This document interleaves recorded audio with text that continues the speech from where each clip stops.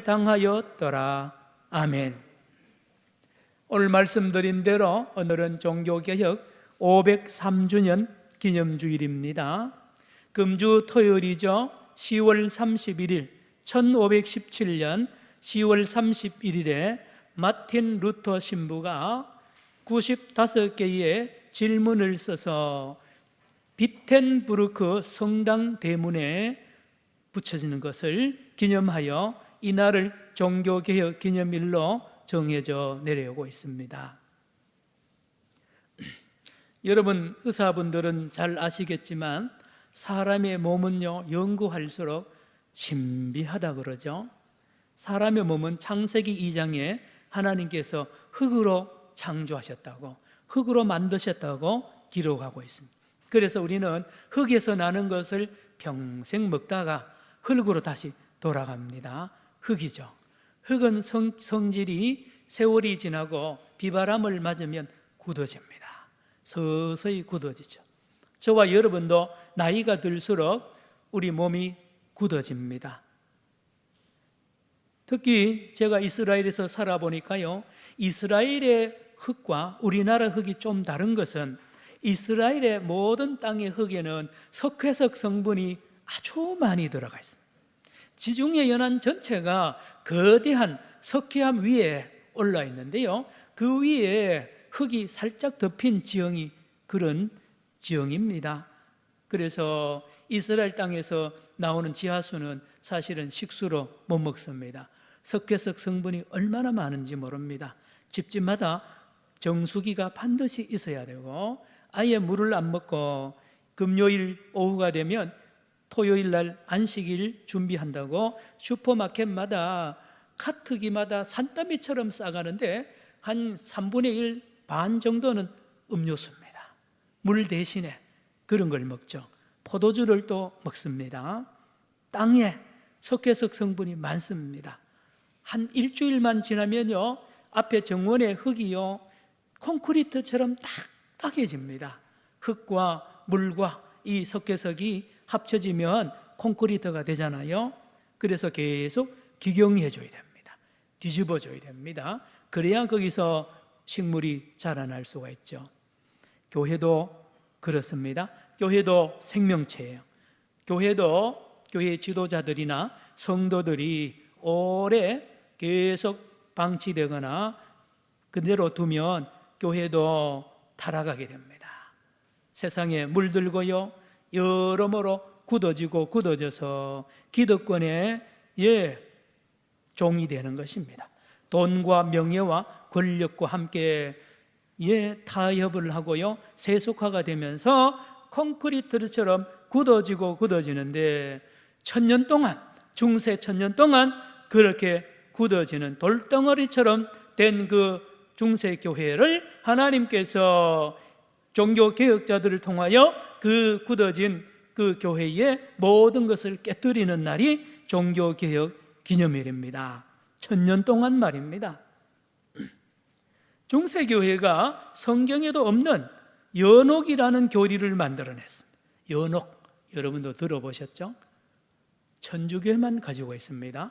다른 어느 종파에도 없는 연옥이라는 교리를 만드는데, 이거는 뭐냐, 모든 사람은 믿든 안 믿든 죽으면 연옥으로 먼저 간다는 거예요. 거기서 뭐 하느냐, 거기서 아직도 회개하지 않는 죄, 아직도 벌로 받지 않는 죄가 있다는 거예요. 그걸 잔죄라 그럽니다. 그걸 다 회개하고 처리될 때까지 대기하는 장소입니다. 거기서 합격이 되면 위로 천국에 올라가고, 안 그러면 지옥 가는 것입니다. 연옥, 누가 만들었느냐? 성경이 없습니다. 로마 가톨릭 교회 지도자들이 만들어냈습니다. 왜 만들어냈을까요?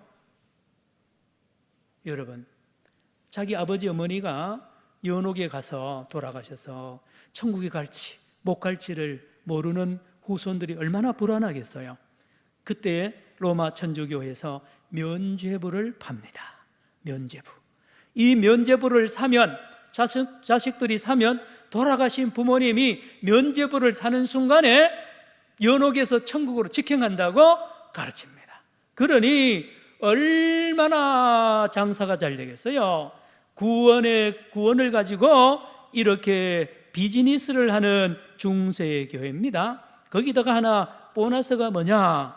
자기가 앞으로 지을 죄도 이 면죄부를 사면 다 사함받는다는 티켓입니다. 이 돈 어마어마합니다. 어마어마합니다. 이거 어디 쓰느냐? 성베드로 성당 건축한 데 씁니다. 그리고 사제들이 개인 사유재산으로 취부를 하는 중세교회. 그러다가 14세기에 우리가 잘 아는 흑사병, 패스트가 온 유럽을 휩쓸잖아요. 당시에 전 세계 인구가 4억 5천만 명가량 된다고 말합니다. 유럽 인구의 30에서 60%에 해당되는 1억 영명이 사망을 합니다. 이 흑사병을.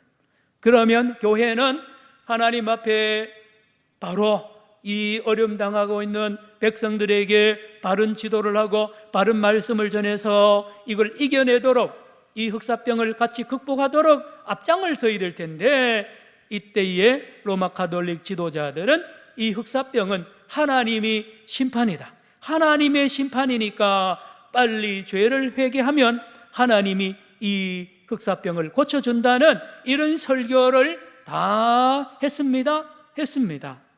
예. 그래서 하나님의 심판인 증거가 뭐냐? 흑사병에 걸리면 이 파손된 혈관에서 피부 아래로 피가 흘러나와서 생기는 출혈 반점이 생긴답니다. 이게 바로 하나님이 준 심판의 증거라고 가르쳤단 말이에요. 어처구니 없는 가르침을 이 교회 지도자들이 했습니다. 또 있습니다. 이 흑사병을 퇴치하기 위해서는 회개해야 된다. 그래서 지난주에 말씀드린 대로 모두 다 채찍을 만들어서 우통을 다 벗고 채찍을 가지고 자기 등을 피가 줄줄 흐르도록 치면서 회개하는 거예요. 고행입니다. 고행. 이거를 단어가 나왔어요. 채찍질 고행단, 플라겔란츠라는 이 단어가 나왔잖아요. 그래서 많은 이 믿음의 사람들이 이 말에 쏘가가지고 우통을 벗고 자꾸 치고 모여서 이 도시 저 도시 다니면서 순례하면서 그러다 보니까요, 이 흑사병이 확 퍼져버렸어요. 그래서 여기 참여했던 사람들이 거의 다 죽었어요. 그리고 여기에 신부들도 참여하다가 대부분이 죽었습니다. 중세교회가 이렇게 사람들을 미신으로, 주술로 다스리려고 하는 이러한 어리석음을 저질렀습니다. 악을 저지르는 거예요. 여기다가 이 문제를 어떻게 하느냐? 해도 안 되니까 이 흑사병을 퍼뜨린 범인들이 있는데 그게 유대인들이라. 유대인들은 항상 밥 먹기 전에 손 씻고 청결하게 몸을 관리하니까 당시에 흑사병이 많이 안 걸렸다 그럽니다. 그러니 봐라, 저 유대인들이 예수도 죽이더니만 우리도 죽이려고 우물에다가 독을 탔다. 그래서 많은 유대인들을 잡아 학살을, 교회가 하나님의 이름으로 유대인들을 죽였습니다. 거기다가 한센병 환자들도 여기에 합류했다고 그래서 많은 한센병자들이 죽임을 당했습니다. 중세교회에 의해서. 이 모든 악을 오랫동안 보던 종교개혁자들이, 루터, 칼빈, 쯔빙글리, 많은 종교개혁자들이 보니까 기가 막히거든요. 이거 전혀 성경적이도 않고 이 합리적이도 않는 거예요. 그들은 일찍이 성경뿐만 아니라 인문과학을 공부했습니다. 자연과학을 공부했습니다. 성경을 다시 깊이 이제 연구했습니다. 그래서 보니까 다 틀린 거예요. 이 중세교회 지도자들이 가르치는 게 다 틀렸어요. 그래서 흑사병을 치료하는 길은 이 종교개혁자들이 공기를 소독해야 됩니다. 공기를. 몸을 청결하게 씻어야 됩니다. 약을 먹어야 됩니다. 사람들과 접촉하면 안 됩니다. 전염당합니다. 전염됩니다. 라고 종교개혁자들이 이렇게 외쳤다는 거예요. 나중에 등장한 감리교를 창시한 존 웨슬리 개혁자죠. 이 사람은 우리는 감리교를 창설하는 영국의 지도자로만 아는데요, 이분이 정전기 치료 기계를 만들었습니다. 목사님이 정전기 치료 기계를 만들었고 1747년대에는 책을 하나 썼는데 기초의학이라는 책을 존 웨슬리가 썼습니다. 여기에는요, 간단하고 안전하며 효과적인 900가지의 치료법, 288개의 통증치료법을 소개하고 있고, 나중에 무료 병원을 설립해서 그 영국의 많은 사람들에게 건강을 위하여 지대한 공을 세웠습니다. 이렇게 가르쳤답니다. 여러분, 육식을 너무 많이 하지 마십시오. 채식을 많이 하십시오. 깨끗한 물을 마십시오. 건강한 작업 환경과 적절한 운동을 하십시오. 요한 웨슬레가 그렇게 가르쳤다는 거예요. 신선한 공기를 마십시오. 스트레스 관리를 잘 하십시오. 그리고 주변 사람들과 양질의 사회적인 상호 교제를 하십시오라고 가르쳤습니다. 목사님이 그렇게 가르쳤어요. 여러분, 과학과 종교가 하나입니다. 분리되는 게 아니에요. 목사님도 이런 걸 잘 알아야 되고 가르쳐야 되는 거예요. 여러분, 그래서 이 종교개혁자들은 질병은 하나님의 심판일 수도 있으나 하나님의 심판만이 아니라 어떻게요? 미신이나 맹신은 절대로 거부해야 됩니다라고 미신과 맹신을 퇴치하기 시작했고요, 의학의 전문성을 인정하고, 말씀드린 대로 요한 웨슬리는 자기가 직접 의학책을 쓸 정도로 이렇게 사람들을 일깨우고 교회를 일깨우는 역할을 종교개혁자들이 해서 신앙을 개혁했습니다. 정신적으로 건강하게 만들고요, 질병 퇴치에 앞장서서 육체적인 건강을 했습니다. 종교개혁자들이 말입니다. 그래서 교회를 바로 세우고 백성을 바로 세우고요, 이런 놀라운 일을 개혁자들이 했습니다. 나중에 19세기가 되어서 프랑스의 화학자 파스테르, 여러분 무슨 우유 회사의 이름 있잖아요. 이 파스테르가 프랑스 화학자인데 이 사람이 마침내 흑사병 페스트의 원인균을 찾아냈습니다.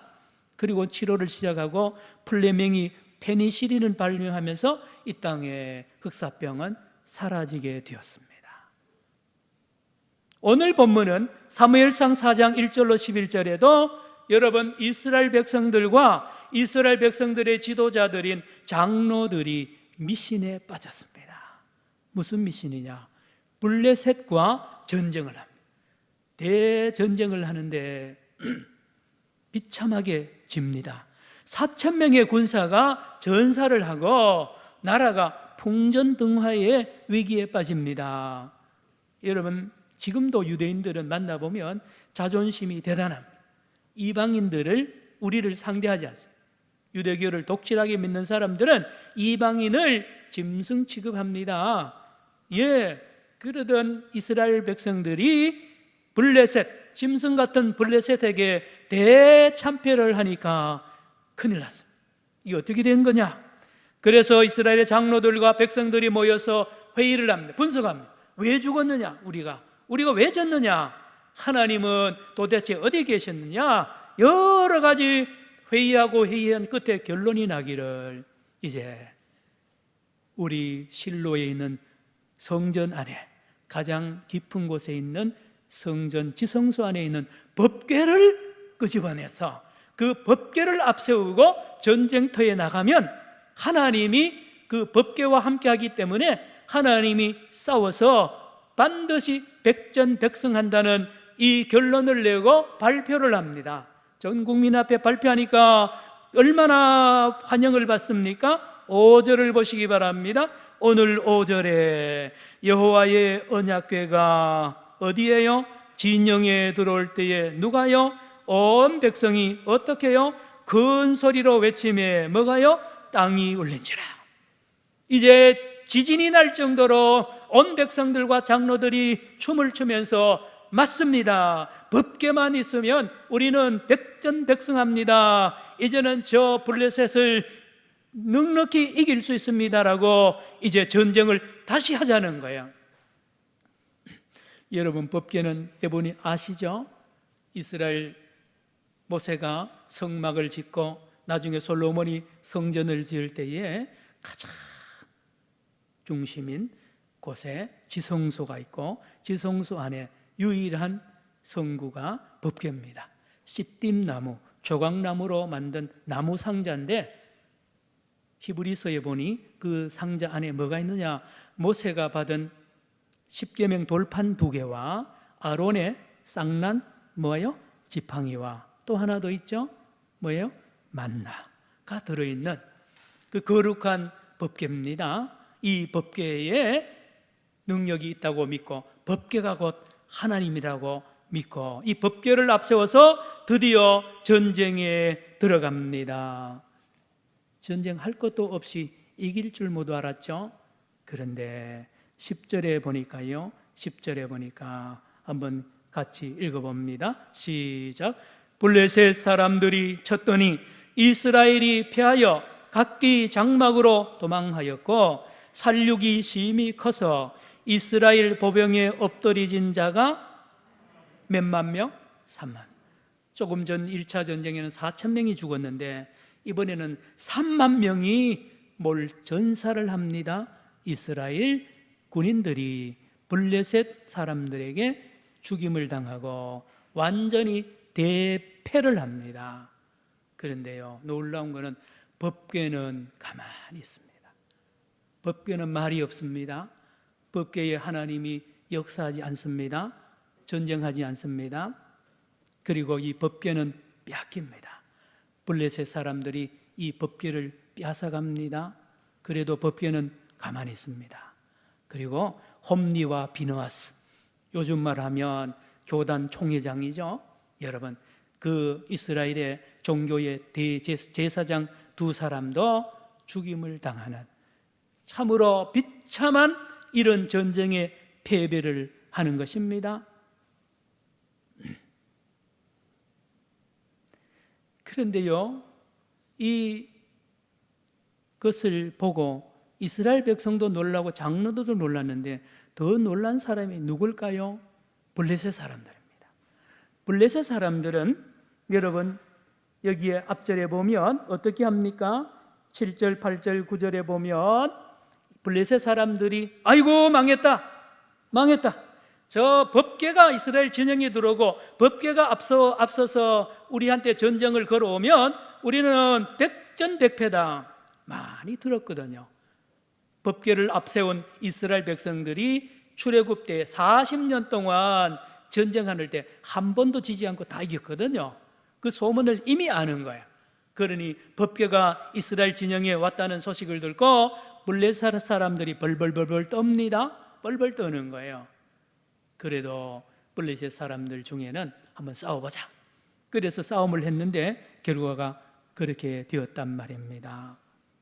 그래서 블레셋 사람들이 이스라엘 사람들이 가짜네, 이스라엘 사람들의 신앙이 가짜 신앙이네 라고 적이 알게 된 겁니다.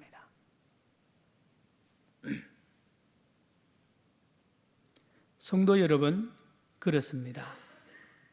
중세교회 지도자들이, 중세교회 성도들이 그렇게 된 이유가 어디에 있을까요? 오늘 본문의 이스라엘 백성들과 이스라엘 장로들이 이렇게 비참하게 패배하고 어려움 당한 이유가 어디에 있을까요?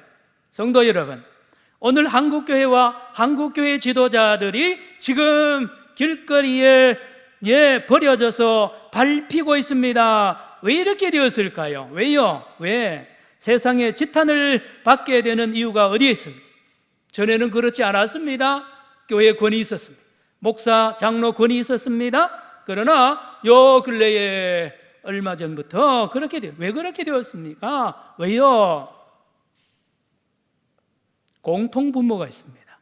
중세교회 때나 오늘 본문의 이스라엘 백성들과 장로들이나 한국교회와 한국교회 지도자들의 공통분모가 있는데, 그것은 하나님을 인격자로 믿지 않기 때문에 그렇습니다. 여러분, 법궤는 나무상자입니다. 법궤가 하나님 아닙니다. 하나님은 나무상자 아닙니다. 물건 아닙니다. 하나님은 도깨비 방망이 아닙니다. 하나님은 요술구슬 아닙니다. 제가 설교 준비하면서 이 생각이 떠올라서 요술구슬 이야기 국민학교 1, 2, 3학년 때인가 얼마나 재미있게 읽었던 이야기를 다시 찾아보니까 여러분 기억하는 분도 계시죠? 이렇습니다. 어떤 가난한 어부 할머니 할아버지가 살면서 매일 고기 낚시해가 먹고 사는데 그날따라 한 마리도 안 잡힙니다. 마지막 집에 가려고 하는데 낚시에 큰 비단이 응어가 걸려 올라왔는데요, 여러분 그 비단 응어가 눈물을 뚝뚝뚝뚝 흘리면서, 눈물을 어떻게 흘렸다고요? 뚝뚝뚝뚝. 좀 웃으세요. 예? 뚝뚝뚝 흘리면서, 예? 여러분 작가는 참 좋아요. 뭐든지 말도 하게 만들고요, 다 할 수 있어요. 그래서 이 비단이가 울면서 할아버지 나를 좀 살려주시면 내 입속에 요술구슬이 있는데 이걸 가져가면 뭐든지 말만 하면 다 나오는 아주 능력의 그 요술구슬입니다. 이거 받으시고 날 좀 살려주세요 하니까 이 할아버지가 얼마나 기뻤어요. 그래서 이 요술구슬을 가지고 이 비단을, 잉어를 살려줬어요. 나중에 알고 보니까 이 비단 잉어가 용왕 아들이에요. 자, 집에 와서 할머니하고요, 참 신기하잖아요. 잉어의 말이 맞는가 싶어서 초가집 다 무너지는 초가집에 사는 이 할아버지 할머니가 앉아서 이 굿을 보고, 예, 기와집 펄펄 날아가는 몇 칸 기와집요? 3칸요? 99칸. 이건 제가 지어낸 거예요. 예. 기와집 나와라 뚝딱 하니까요, 예, 여러분 눈앞에 펄펄 날아가는, 벌벌 날아가는 기가 막힌 기와집이 나와요. 금 나와라 뚝딱 하니 금 나와요. 다 여러분 떼부자가 된 거예요. 갑자기 이 소문을 저 강 건너에 있는 누가 듣죠? 나쁜 할머니가. 그래가지고 요 구슬 비슷한 걸 만들어가지고는 이거를 와서 바꿔가잖아요. 빼앗아가, 진짜 구슬 빼앗아가. 그러니 이 개와 고양이가 할아버지 할머니 그 빼앗긴 걸, 훔쳐당한 걸 알거든요. 그래서 개와 고양이가 의논을 해가지고 이 진짜 구슬을 다시 찾아온다는 이야기, 그 뒷이야기는 여러분이 다 아시는 이야기입니다. 성도 여러분, 잘 들으셔야 됩니다. 하나님은 요술구슬 같은 분 아닙니다. 하나님은 내가 리모트 컨트롤 하는 분이 아니에요. 하나님 이렇게 해주세요, 로봇 아닙니다. AI 아닙니다. 하나님은 인격자십니다. 하나님은 지정의를 가지시고 살아계십니다. 그리고 내 안과 밖에 모든 생각조차 다 아시는 분이, 블레셋 사람들 앞에 전쟁하는 이스라엘 백성들의 마음을 다 아세요. 여러분 놀라지 마세요. 이때에 법궤를 앞세우고 나갔던 이스라엘의 장로들은 하나님을 안 믿었습니다. 이스라엘 백성들도 하나님을 안 믿었습니다. 말씀을 듣지 않았습니다. 사무엘상 3장 1절에 말씀이 희귀하였다 그랬습니다. 그런데 자기가 급하니까, 예, 하나님을 이용한 거예요. 법궤를 이용한 겁니다. 그게 하나님 역사하지 않습니다. 하나님 인격자니까요. 성도 여러분, 중세교회도 그러하고요, 여러분 오늘 한국교회도 그러합니다. 한국교회가 언제부턴가 인격적인 하나님을 멀리하고 마치 도깨비 방맹이 요술구슬처럼 하나님을 대하기 시작했습니다. 하나님은 역사하지 않습니다. 여러분, 법궤가 앞장선다고 하나님 일하지 않아요. 사랑하는 성도 여러분, 중세교회나 이 사무엘 시대에 이 오늘 본문에 있는 이스라엘 백성들과 장로들의 신앙과 한국교회의 신앙이 미신으로 떨어졌습니다. 미신입니다. 미신. 진짜 살아계신 하나님을 날마다 인격적으로 만나고 그와 교제하느냐 말입니다. 왜 하나님을 속입니까? 하나님 만홀히 여김을 받지 않습니다. 하나님 다 하세요. 왜 그 다 하시는 하나님을 믿지 않고 우상을 섬기면서도 하나님을 섬긴다고 거짓말을 합니까? 하나님이 거기 응할 리가 있나요? 말씀을 마칩니다. 그러나 사랑하는 우리 하나님께서는 사무엘을 준비하셨습니다. 사무엘을 준비해서 사무엘에게 하나님의 말씀을 주시잖아요. 따라합시다. 하나님의 말씀. 하나님의 말씀이 희귀했지만 사무엘을 통하여 하나님의 말씀을 주고 사무엘은 그 말씀을 들고 온 이스라엘에 다니면서 하나님 말씀을 전합니다. 그래서 온 백성들이 마침내 살아계신 하나님과 인격적인 교제를 하고 하나님을 신뢰하면서 이스라엘 백성이 평화를 누리게 됩니다. 성도 여러분, 종교개혁자들이 제일 먼저 한 일이 뭔지 아십니까? 성경을 번역했습니다. 전부 다 그때까지만 해도 라틴어로 성경이 기록되어 있습니다. 평신도 모릅니다. 오늘까지도 천주교회 가면 미사를 라틴어로 집례합니다. 틀렸습니다. 뭔 말인지 몰라요. 성경을 못 보게 만들었습니다. 그래서 종교개혁자 마틴 루터는 숨어서 독일어로 처음으로 성경을 번역해서 그 성경을 가진 독일 사람들과 많은 사람들이 마침내 하나님을 대면하게 되고 교제가 시작이 되면서 이 세상이 밝아지고 하나님과 인격적인 대화를 하면서 놀라운 자유와 평안을 누리게 되고 이 세상에 빛을 비춘 종교개혁자들입니다. 성도 여러분, 코로나19입니다. 코로나19의 이 속에서 하나님이 하시는 일이 있습니다. 그것은 무엇입니까? 저와 여러분 성경을 직접 읽어야 됩니다. 어느 시대부터인가 저와 여러분은 텔레비전에 나오는 여러 목사님 설교, 라디오에 오는 설교를 많이 듣습니다. 죄송하지만 듣지 마세요. 저 설교도 늘 듣지 마세요. 직접 읽으세요. 성경을 직접 내가 읽고 성경 말씀 안에서 내가 하나님과 1대1로 교제를 하는 그 경험, 그 만남을 하시기를 주의 이름으로 축원합니다. 여러분, 하나님이요 말씀 안에서 만나보세요. 기가 막힙니다. 하나님이 내 형편을 어떻게 그렇게 잘 아세요? 하나님이 놀랍게 응답하시고요 날마다 나를 새롭게 만나시는 그 살아계신 하나님을 인격적으로 영적으로 만나는 이 만남이야말로, 이 관계야말로 이게 신앙입니다.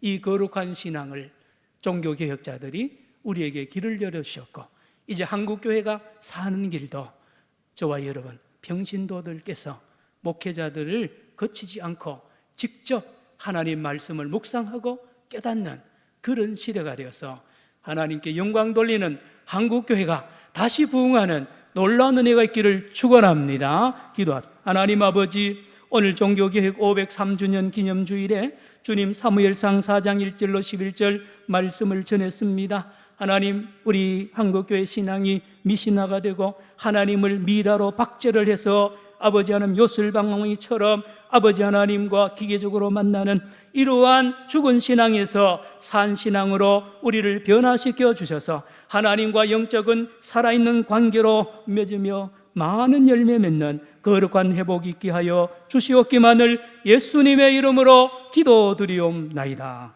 아멘.